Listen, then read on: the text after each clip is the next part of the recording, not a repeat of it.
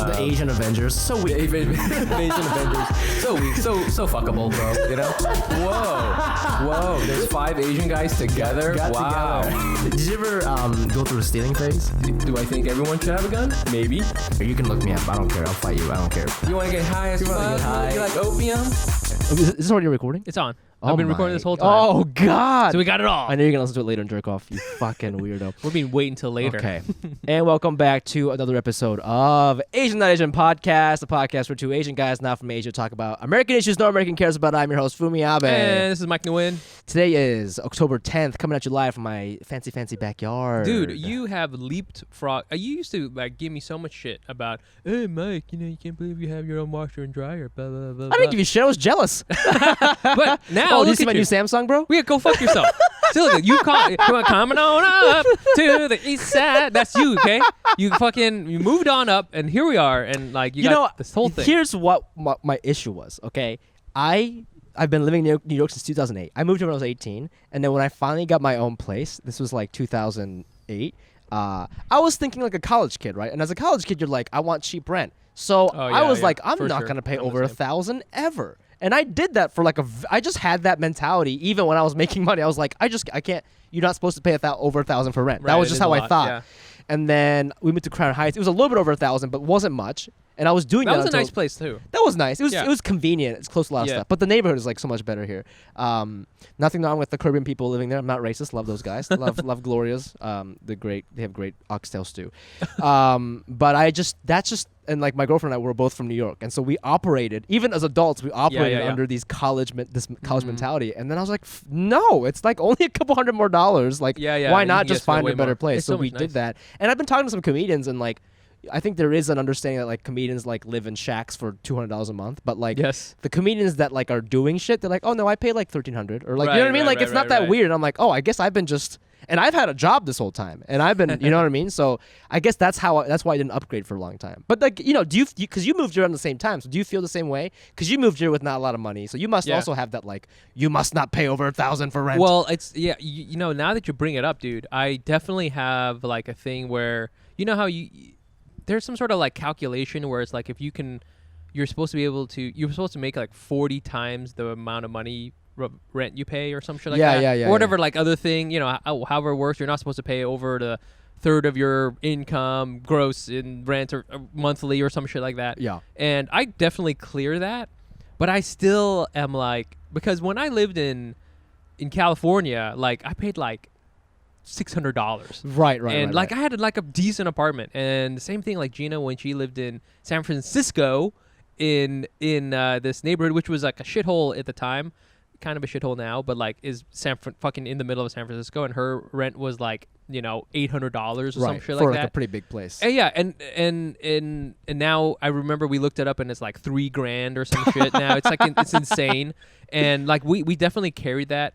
I think in some ways it's almost kind of immigrant mentality of just I am not paying more than X amount of money for this thing. That's why I also think why I get really mad when pho is really expensive. Oh, because I'm just, but I would gladly pay, blah, blah, blah. You buy a fucking Rolex. Yeah, I buy a Rolex. Yeah. I spend a lot of money on a really fancy French patisserie, Right. But when I'm no, dude, this pho that took someone 10 hours to make needs to be $3.99. Yeah, That's it. That's the thing is pho should be the price of a Rolex because it should be. You know what I found out? So you fucking Vietnamese people, fucking.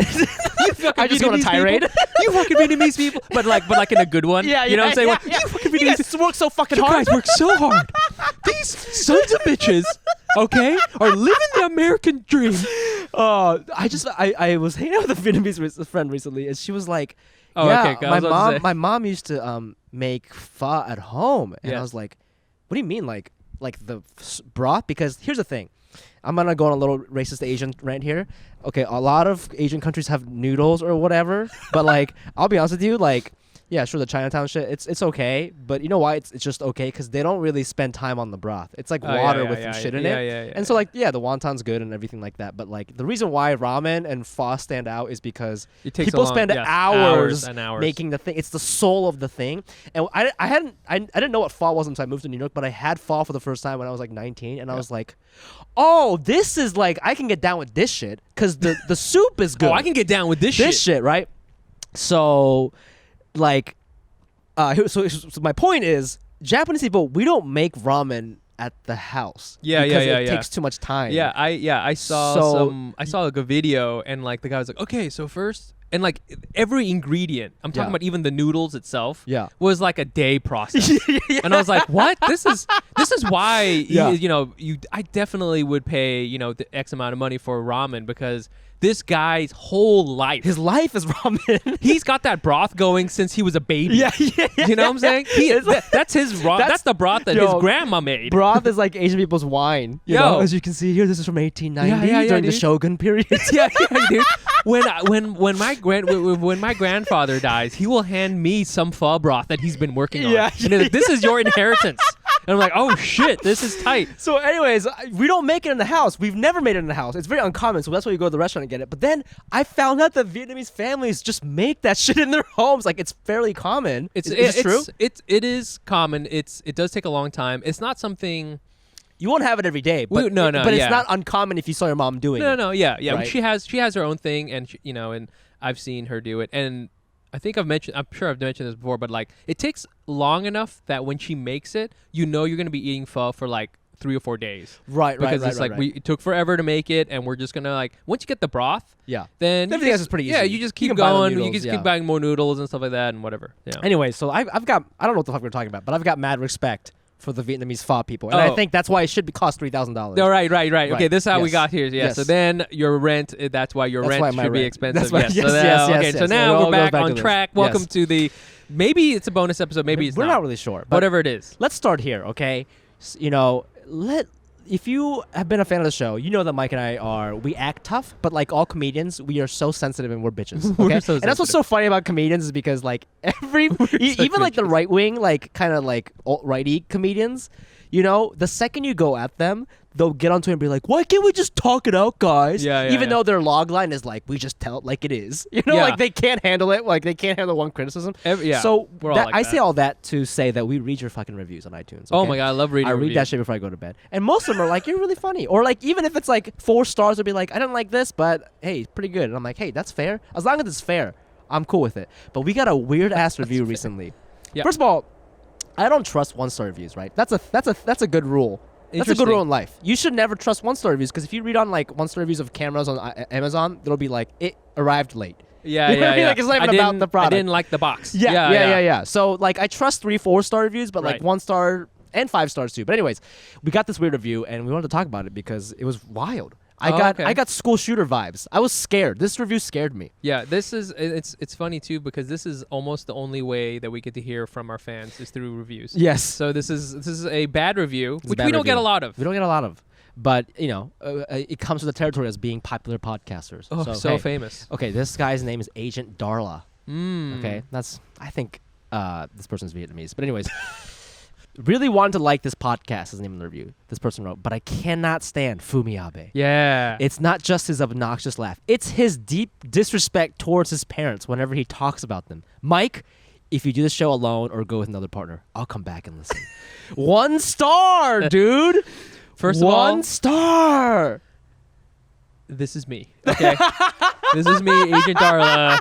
I can't stand your fucking laugh. All Vietnamese people can't. Okay. No. No. I always read. No.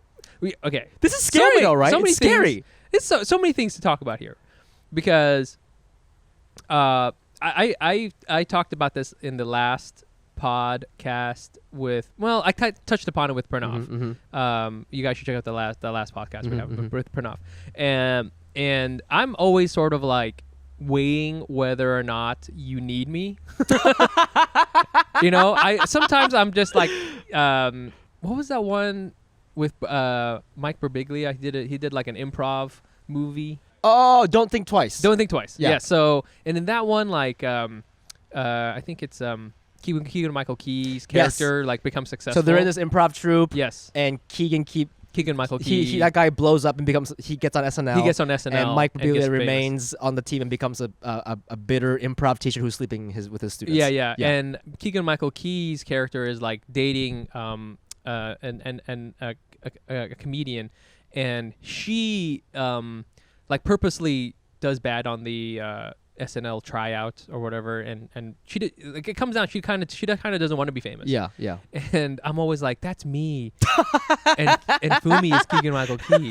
And wait, you're the girl? You're not even Mike Birbiglia? I'm not even Mike Birbiglia. Dating me? I'm not even Mike Birbiglia. I'm dating you, and I'm like, just fly free. Okay, you're the Matt Damon character from what's it? What's the one where he's a genius? Janitor one? Yeah. Good luck wishing. Goodwill Hunting. You're Matt Damon, Goodwill Hunting. Yeah. And I'm Ben Affleck, and I'm just this is the thing about guy. Our dynamic, okay? And we talked about this on the bonus, but I feel that neither of us belong anywhere. And when we're together, we're one thing, but when you leave me, I'm another thing. Oh, and that's like interesting. I just feel like that's just the way I was in high school. Just I had like a different group of friends. No, and like I feel that. I'm not. This is very natural to me. Yeah. But another thing is also very natural to me. Yeah, and okay. it doesn't mean one is more important. Just to make you feel good, just to give you a mental hand job. But anyways, yeah. Okay, so let's get back to this fucking. So this thing. So this is you. But First of all, so his obnoxious laugh, which I get it. Yeah, okay. You gotta love it. You gotta hate it. No. Here's the thing. Everybody hates it at first. Everybody hates it at first, and then eventually everybody goes, "Oh," because you know what? It's like natto. Yes. It's like, how can I eat this so sticky? People don't realize is that is your real laugh. That's my real laugh. You know what I'm saying? Like Gina, my wife, was saying, like, I hate it when Fumi fake laughs. And I'm like, no, that's his that's his real laugh. Yeah. Your fake laugh is ha ha. Ha ha. Yes, I've seen, because we've done tons of open mics together and shows. When you're like just kind of doing the motion of laughing, you're like, ha, and you're like scrolling on Instagram. Ha, that's you. Your real laugh is real high pitch. Yeah.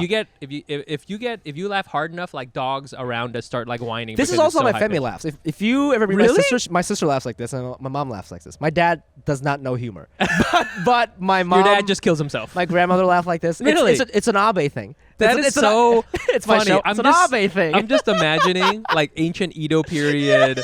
You guys were like sandal makers. You know what I'm saying? It's like, oh, where can I find the Abe family in this village? And then like in the distance.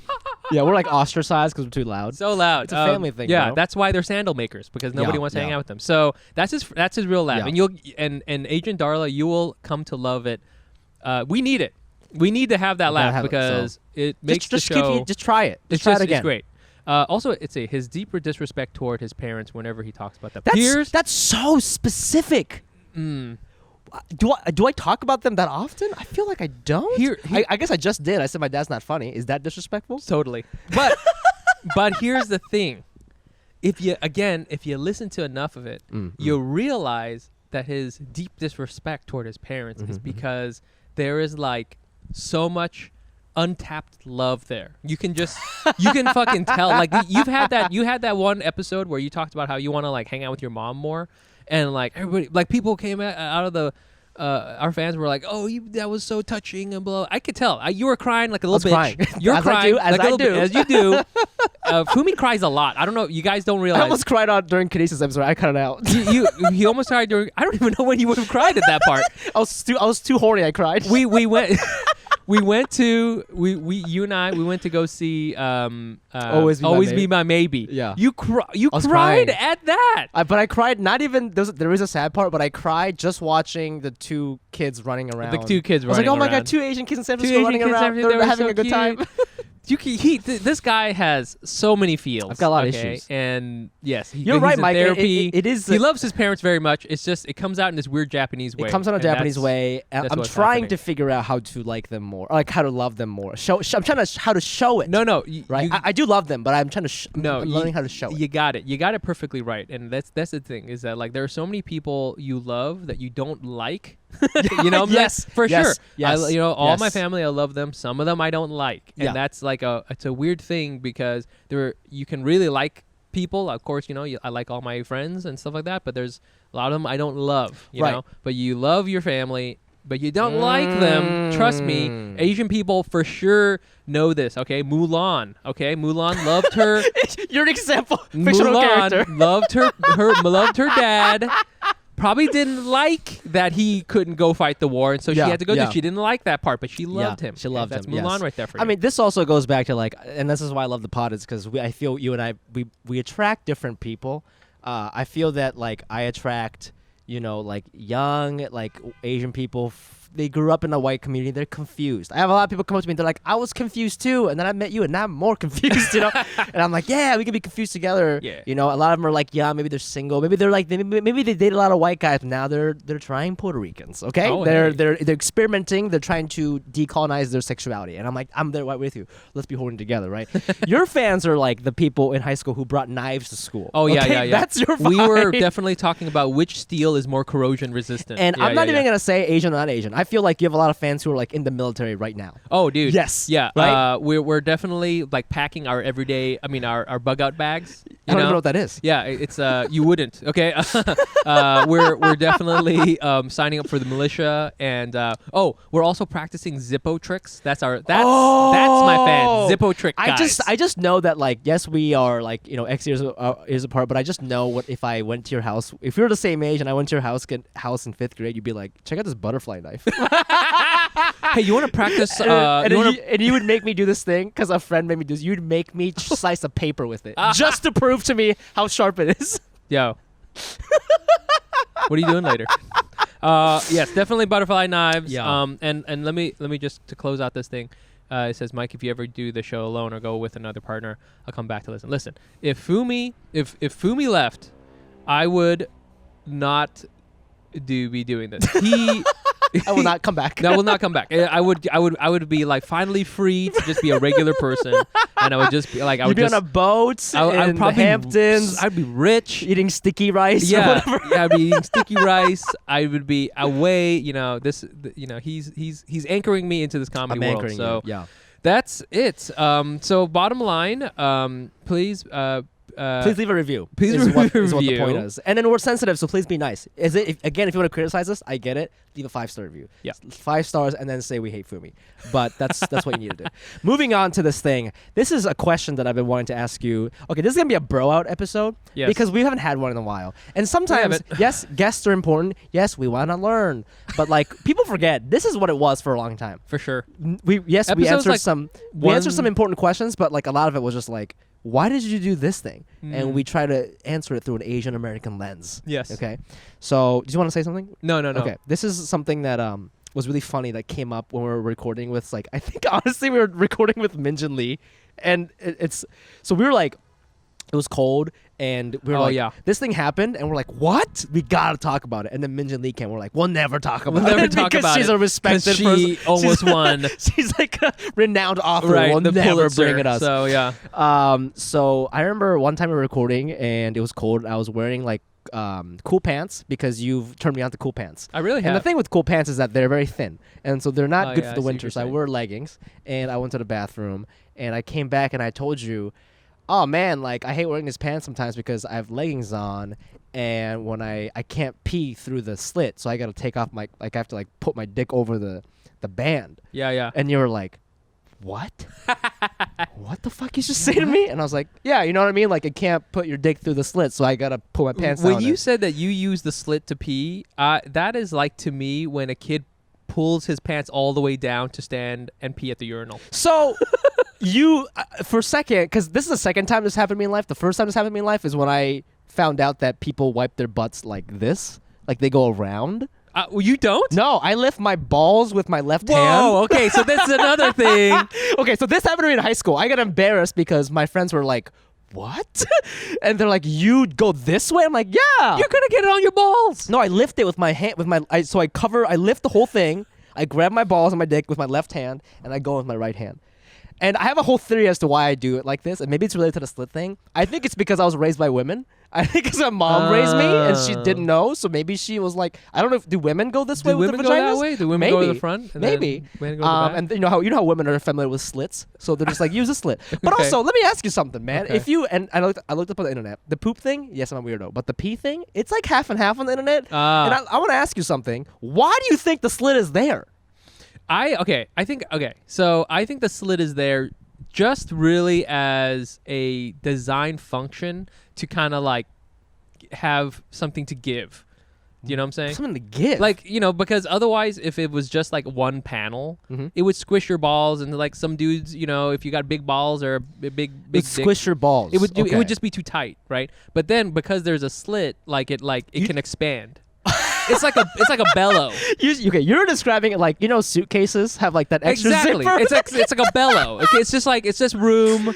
You got your thing. If you really need to, you can stick your hand in there to kind of like, it's like an air conditioning duct. This is so interesting. Yeah. It serves a purpose, but you're not supposed to go in there. This is so interesting because if I was an alien, you're not supposed to go in. Don't go in the air conditioning duct. Because if I was an alien and I came down to Earth and I took the shape of a human and somebody's like, "This is an underwear," I put it on. I'm like, I would think like, "Oh, this must be where the hole goes because there's a fucking." And here's the thing, and another thing. Okay, first of all, if I would get it if it was like a curtain and it like easily parted, where it was just like boom, you know what I'm saying? Like, and bringing up your next comic, it is mushroom tip penis.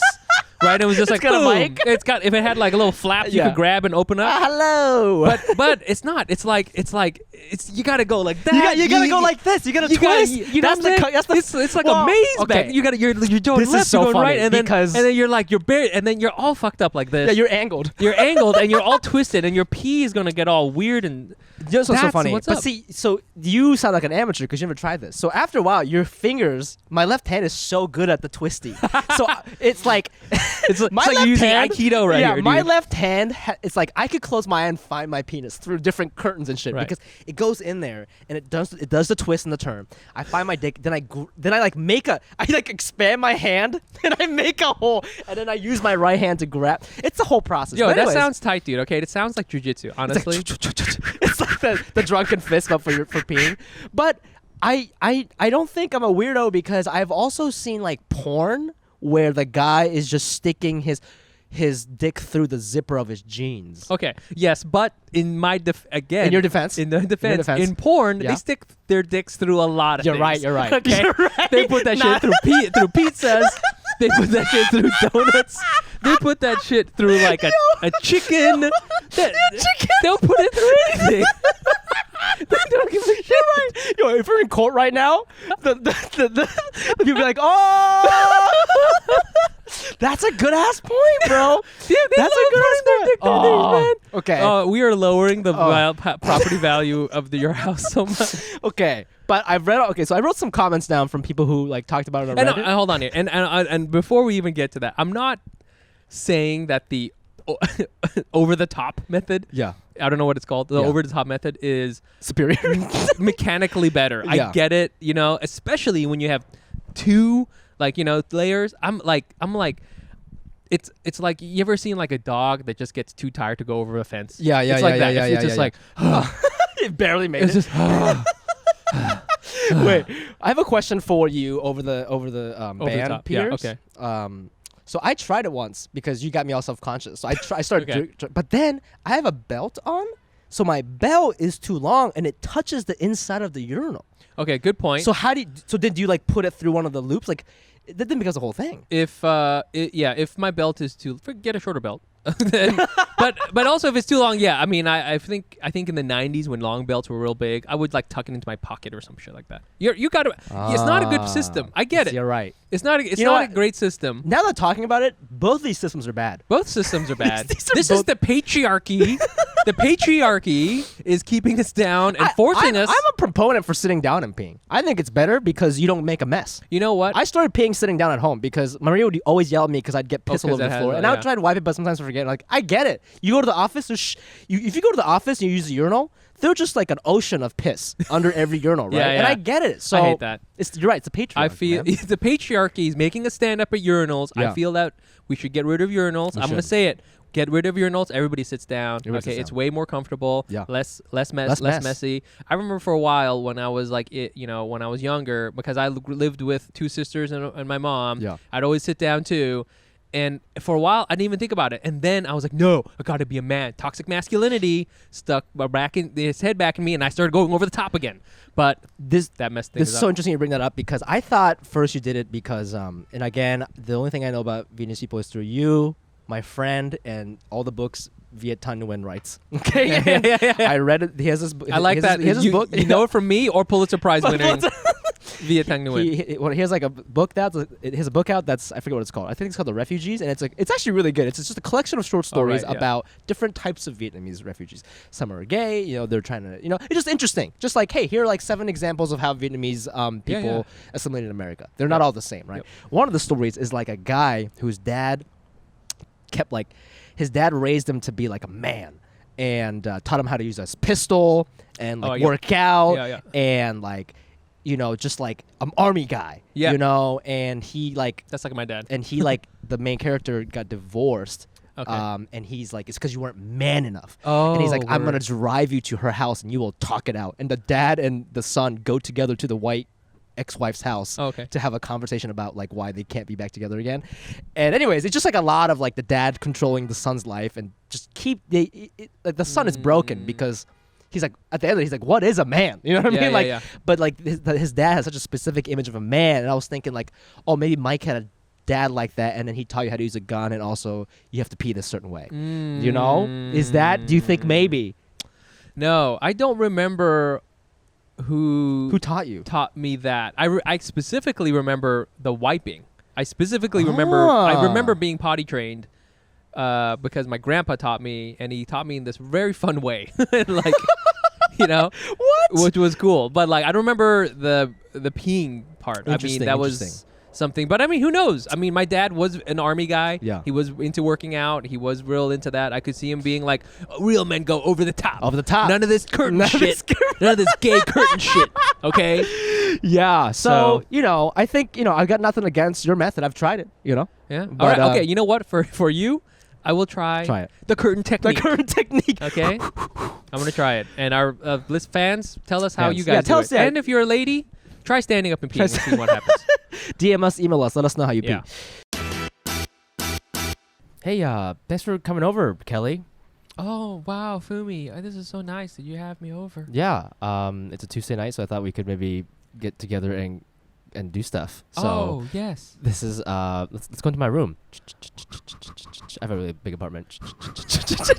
This apartment is so big. I wouldn't have imagined it to be so big at all. Yeah, I'm a pretty successful podcast. You should check it out. I've heard, yeah. So nice. Oh, we're still walking so far. Okay, check it out. Whoa. Now this is where the magic happens. Ooh, never heard that joke before. So fresh. You're so funny. Now, are you ready to get down and do the dirty on this bed? What do you think about this bed? I've never seen a bed like this. It looks so nice and supportive. Yeah. Oh my we could do all the positions on this bed. Oh my gosh, including missionary? Including missionary, Fumi's favorite and only option. What kind of... Where did you get this mattress from? This mattress is called Helix Sleep Mattress. Helix Sleep has a quiz that just takes 2 minutes to complete and matches your body type and sleep preferences to the perfect mattress for you. Whether you're a side sleeper, hot sleeper, like a plush or firm bed with Helix, there's no more confusion and no more compromising on an average mattress. Helix Sleep was even awarded the #1 bed overall mattress pick of 2019 by GQ and Wired magazine. Just go to helixsleep.com/Asian, take their 2-minute sleep quiz, and they'll match you up to a customized mattress that will give you the best sleep of your life. They have a 10-year warranty, and you get to try it out for 100 nights free, risk-free, unlike what we're about to do right now, Kelly. Wink, wink. They'll even pick it up for you if you don't love it, but you will. Helix is offering up to $125 off all mattress orders for our listeners at helixsleep.com/Asian. That's Helix, HELIX, sleep.com/Asian for up to $125 off. Oh, you got a condom? Moving on to our next and final situation here. Situation segment. What are we at right now? I do want to talk about this because I think it could be fun. Yeah. We're fine. Yeah. This is a story that I've been saving for a while. And I thought it was too wild for you. And so I told it to Kenise. And then I thought that I could have more fun talking about it with you. So I cut it out of Kenise's episode. Oh, okay. And this is the part where I cried. and I might cry again. But actually, before we start this, 2 episodes ago with Kenise, Mike was gone, so we had Kenise on, and it was just we hadn't done a sex episode in a while, so we were like talking about being horny and stuff like that. And one of the things that she mentioned is that we were talking about sex party culture and how she felt not desired at a sex party like a cool sex party she went to Brooklyn, and I found that very fascinating. She was saying like, oh, it's a lot of like white women and Asian women getting fucked, and then like just black women on the just standing around not doing anything. And it was just this one particular place. I don't know if that's the way it is for all sex parties. I don't know how they go, but I was like, oh, it's interesting that there's like a race element to it. Oh, for sure. And that story, I had a Ratatouille flashback to when I was 21, when I went to a sex party. Whoa. Once. Yes. What do you think about that? Not even. I mean, I think if you had told me when we first met, I would have been like the typical Japanese. Yeah. And now that, I mean, you're like in an open relationship. Well, I went when I was like 21. Right. Yeah. Well, I mean, that's what I'm saying is that I think if you told me before when I had just known you, it would have been more shocking. But now I'm like, it seems like on your brand. Yeah. So I mean, this is very, very much on brand. This is like the least. It's like a porno, but like the main character doesn't have sex at all. You know what I'm saying? He's like going from place to place, and it's like, yeah, I ordered some pizza, or I do all these things, and he doesn't get laid. This is where it gets an on-brand Fumi, horny, but I didn't get laid at the sex party. So how? Okay, so go ahead. How did you find out about? Is this like on like? This is before Instagram and shit. Yes. So this is crazy. So this is before all that shit. This is before Uber and all that.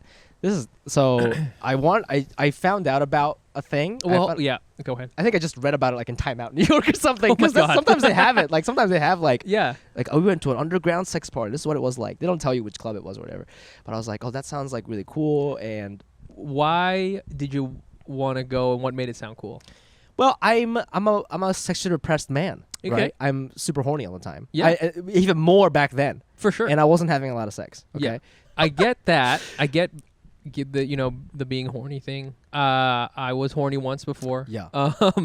But never was I horny enough where I wanted to go to one of the. I think also because when I was young and I lived in the Bay Area, I was like, I do not want to see all these Bay Area people naked. I want to see 1 or 2 of them naked. That's it. Oh, I see. Because I just wasn't like, you know what I'm saying? But like, so what about the sex I party think part? it was a classic straight guy logic where it's like, well, I'm going to go there and have a ton of sex with a bunch of women. I just thought, and like, anybody who's been to a sex party, they can tell you that like, yes, those parties exist, but like they're reserved for like hot people. Okay, like it's very selective, and you have to like pay a lot of money, and it's a whole thing. Like, but then I would also imagine like there's no way there's going to be a sex party, and I'm such a straight dude. You know what I'm saying? Where it's going to be like, oh, we just happened to invite one guy. You know what I'm saying? Like, see. There's gonna at least be at least one other dude, and like, and then I'm gonna feel like I need to talk to him or something. So like, you don't have to like do stuff with that guy. Like, I get that. You mean just like seeing their dicks and seeing them fucking? and then like I feel like, oh man,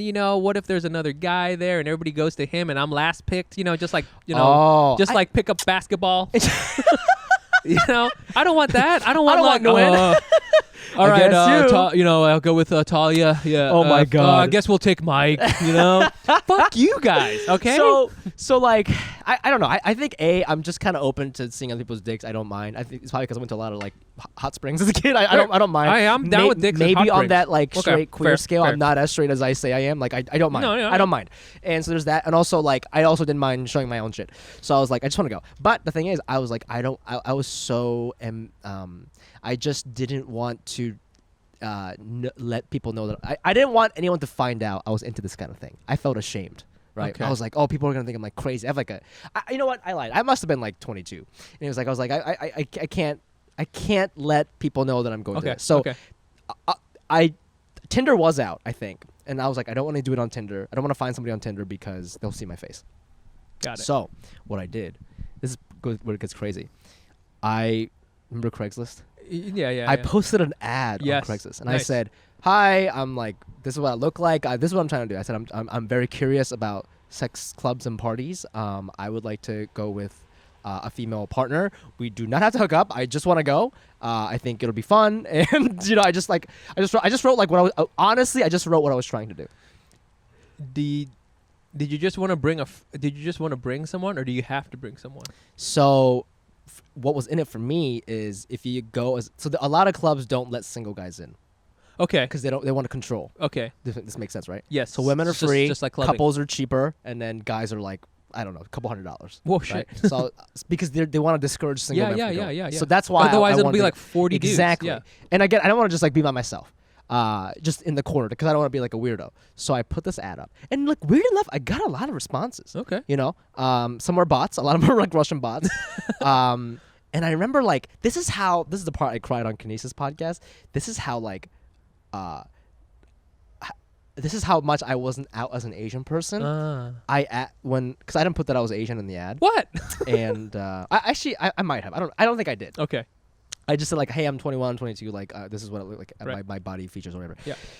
And then when finally somebody responded, I remember saying like, hey, is it okay that I'm Asian? I said that. I said that as if I have herpes. Totally. Yes. That's how little I thought of myself. Yes. As a sexual product, right? Yeah, oh, I'm not even worth this. Yes. And this person, it wasn't a coincidence. This person was black. Okay. And she was like, yeah, I think you guys are cute. Like she didn't even know. So why I ahead of asked. her time. Yes. Yeah. And it's always been like that, right? Like there has been like a weird alliance between black women and Asian women because of the fucking thing, right? So we like an Asian man, you mean? Yes. Yeah. And so we just had to meet up for drinks just to make sure we weren't like psychopaths. Yeah. And I found out that she's like maybe a couple years older than me. She's very successful. Yeah. So like living in one of these like sky-rise buildings, right? Crazy. And so I'm like, okay, like I saw your LinkedIn, like you are clearly like a regular person. And she was like, okay, you're like a regular person too. So we go to this place, and it's kind of dirty, Where is this? It was like in Midtown. It's like in an apartment? It's like somebody's apartment, but like decked out so that it's like nobody lived there. Somebody rented out an apartment for the sex party. But it's like clearly a sex club every day. Is there a bouncer or what? There was like a coat check. Imagine having that job. You know? Oh my God, the sex party. Just check. Yeah. So I go in, and like there's just like how many people are there? Maybe like 20, 30. Okay. It's a small thing, and like there are couches and stuff, and we're just like hanging out, and like I guess the reason why I bring this up is because when Kines brought up the race thing, that happened to me too, but the opposite, where like a couple people came up to me, or they came up to the person I went with and told them that they had an Asian fetish. Oh, and so they wanted to do stuff with me. Got it. And so I got like the opposite end of what Kines had experienced. So it was okay. Interesting. Yeah. Huh. But as Asian fetish dude, or they think What do you mean? Yeah. They were like into Asian dudes. They were into Asian dudes. Interesting. But both of were they? So they were white. So the couple was a couple, and Yeah. it was like a black woman married to a white man who had a ponytail. That dude, she was probably into it. He wanted you to teach him katana. yes. 100%. After this, can we talk about Warhammer or whatever? Teach me the way of Bushido. Okay. So like that was happening, and like it was really weird. I mean, when we got there, like it was just a weird vibe because a lot of old white dudes would come up to us. Like we didn't participate right away. Her and I were just sitting on the couch, and like an old white guy would come up to us, and he'd be like, "Oh, like you guys are so pretty. Like, can I watch you guys?" And we're like, "We are sitting. Like, you want to watch us sit? Like, what the fuck?" It was like kind of creepy. But this couple seemed cool, so we're like, "Okay, cool." And then so, by that time, another woman was interested in the woman that I went with, and so they were kind of hooking up. Mm-hmm. So we were like sitting on this bed. They were kind of hooking up. I'm like making out with this like woman, this wife, and the white husband is like jerking off over there. Oh my God! No, he's working on his katana, all right. He's working on his katana. But you know what? Now that I think about it, very progressive, right? Because he this is was jerking off to me. Yeah, wow. Who jerks off to Asian porn, Asian guy porn, right? So at the time I was like, what a creep. But now I'm just like, you're right. This is hard to find on Pornhub. That's what I'm saying. He had to go to Midtown to find this. This is wow. Okay, so continue. So we're like hooking up, and this is like sensitive for me. Like this is sexually inexperienced for me. Okay, this woman is giving me a fantastic hand job. Okay, maybe 20 seconds pass by. I'm about to come. Okay, I cannot handle this. It's very good. Yeah. So I'm just like, let's just not get your hand off my dick, kind of thing. Yeah. Right? So we're just kind of like making out, talking, hand job, kind of repeat. Guys. Oh, that's nice. Guys jerking us off, over there. Yeah.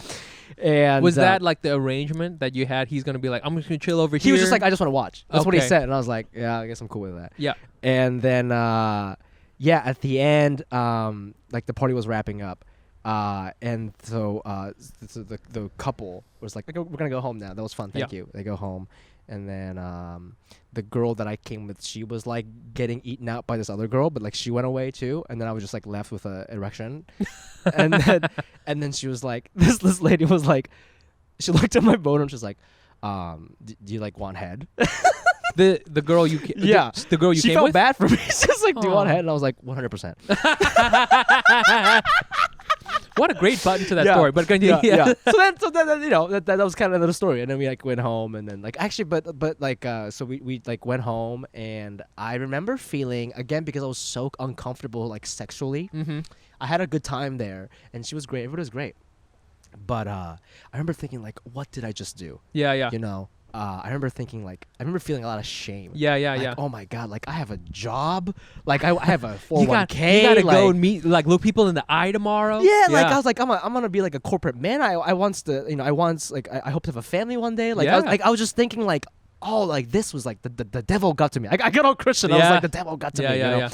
And like I felt deeply ashamed, and so like I had to use like obviously when you do anything on Craigslist, by the way, you should never use your own email address. Oh, right? no. So I had made up an email address to like talk to people and like just post this ad. So I was just like, I can't do this anymore. So I like did that email. Yeah. And I never saw this lady again, but it's fine.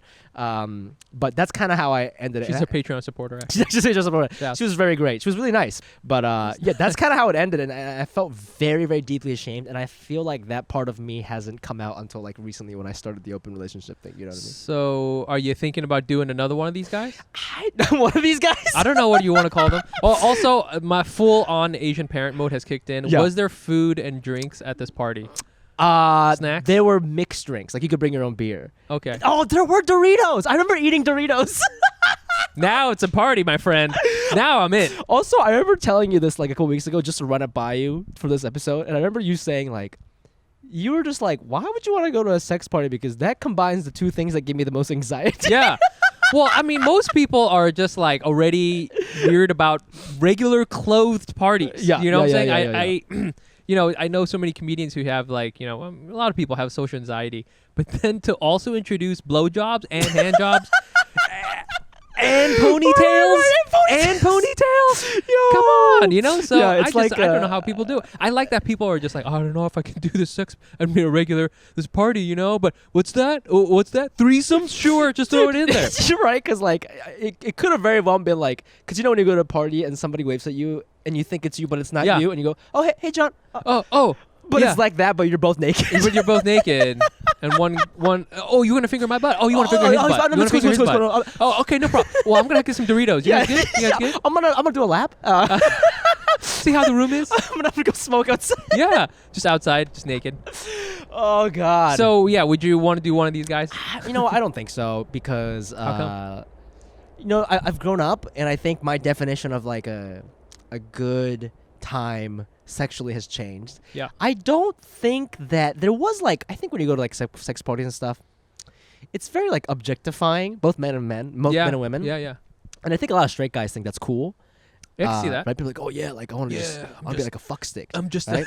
dude. But when you're a fuck stick, like, it's not good, I think. I think one of the reasons why I felt so ashamed is it's a combination of like me being wild, but also just like, I just thought you can do this if you want, but personally, I just thought maybe like even when you're having a one night stand, your sex should be like grounded. You should treat each other like humans. Right. You shouldn't be a fuck stick, I feel like I could see, I'd never done one of these sex party things, but I could see where it's like you go to a buffet, and on paper it sounds awesome. Hey, you can have all sorts of shit. Fried shrimp. You can have pasta. You can have as much. And you can have it's like sushi. Different cuisines. There's all sorts of stuff. And you can eat as much as you want. But then afterwards you're like, oh, that was just like me filling a hole. You know what I'm saying? And in your case, filling a hole. Like it's just You're just doing this thing. Well, I never filled a hole, by the way. Not enough sex because I'm that kind of guy. You just, you're taking care of like a bodily need, which totally cool. Yeah. And if anything, I understand, like, you don't want to be ashamed. I mean, shit, I felt ashamed, and I was just doing regular one-on-ones, Yeah. What I call sex. One-on-ones.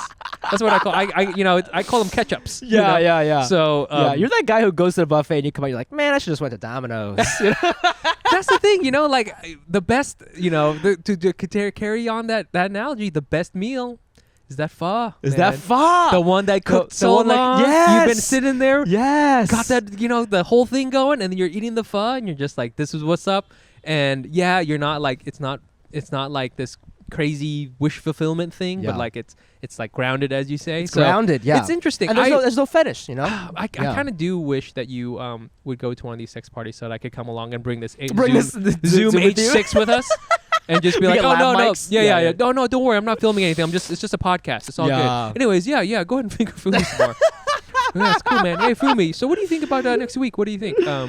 My God. Wow. Well, it's good to get that off my chest, man, because I've been saving that story for a while. I don't think the anals were ready. I feel like you think some anal. I feel like some anals are surprised. Here's the thing, is that I think it's going to be like both ways, where there's going to be as many people who are going to be like, whoa, I would never do that. And a surprising amount, not necessarily the majority, not even necessarily like a big minority, but a surprising amount will be like, totally, yeah, I did something like that before. I remember we had some fans who came in, and you met them. They came to our show. I forgot where they were from, and they were talking about how they also had an open relationship, and they were like all about, like edging and all sorts of stuff like that. Okay. And they were just like very sexual people. Yeah. And if you had just met them, you just would have thought they were like, oh yeah, one guy is an accountant, and and the girl is a project manager. You know what I'm saying? It's usually the project managers. Dude, project managers. They're so horny. Are so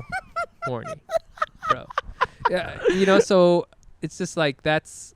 I think there's a lot of takeaways from this as far as like, hey, it's important to explore your sexuality. We shouldn't attach so much shame to things. I just wanted to try it. That was the other thing. I just wanted to try it, I can't imagine you at a sex party though, bro. You know what it is? It's not your like age or anything like that. Because there are plenty of like, people of all ages. I think I've done shrooms a few times, and the times that I've done shrooms, they say that you come to like these like big epiphanies. Yeah. And like one of them was that I like talking to people. When I'm on shrooms, I was like, what I want to do is I want to go around. I love talking to people, and it's so much where I don't even mind when people are like, stop talking to me, and then I just go, okay, bye, and I just go on to the next person because I just like that's why I like doing what I do. Yeah. And I feel like if I was at a sex party, I would just be like, stop touching my dick. Let's just talk about what do you think about The Wire? Okay. Isn't it crazy? Oh my God. Have you seen The Boys? It's crazy. Yeah, you don't have Hulu? I have noticed that you are like always trying to make friends. Like you're very like outgoing social I'm very guy. Outgoing. And you can never like hide that part. Like that's your deep, dark secret is you're secretly like a very friendly guy. I hate that. And my secret is I'm a very horny guy. And so I'm always secretly trying to start a sex party, and you're always just trying to like start a fucking potluck or something. Yeah. Guy, I can see you just like the camera pans, people are having sex, and you're just like in the middle eating Doritos, like, hey, you guys want some? It's ranch. It's like, hey, who brought the dumplings? The dumplings. Jenna? Wait, Jenna, is that you? Okay, I can't see. There's a lot of balls in your face. Amazing. Well, these are so good. Listen, if someone sold me on a sex party and there was awesome food there, now we're talking. You'd be there. That's the Asian American sex party. Good food. Good food. Good music. Good music. And there you have it, folks. The Asian sex party episode. So check out our Patreon for sex party links coming up. Patreon.com/AsianNotAsianPod. Please donate. Really, we really depend on you guys, and we want to do more. And honestly, just leave comments on there. Tell us what you want to see. We want to do all kinds of stuff, so we'd love to hear from you. Give us your money at patreon.com/AsianNotAsianPod. Again, Follow us on Instagram at AsianNotAsianPod. I'm on there at the Fumiabe. That's TheFumiabe. And you can find me on Instagram at Nice Pants Bro. We have a Zoom comedy show that we do every other week. Yep. That's called Hack City. You can just Google Hack City Eventbrite. It'll come up. The next one's going to be also tickets link. Just go to AsianNotAsianPod.com. Click on See Us Live. It's all there. Next one's going to be the 23rd of October. We also have 4 tickets left to Hack City in real life on a rooftop show. Right. My English was not great there, but it's happening October 18th, 7 p.m. at the Tiny Cupboard in Bushwick. It's going to be a lot of fun. It's going to be outside. We miss you guys. We want to see you guys, so please, please, please check that out. It's going to be so good. Any last words for our fans? Here's the thing. Any pointers for our fans who are thinking about doing either a sex party or perhaps just going to a regular party? Be confident. Steps. Don't play the guitar.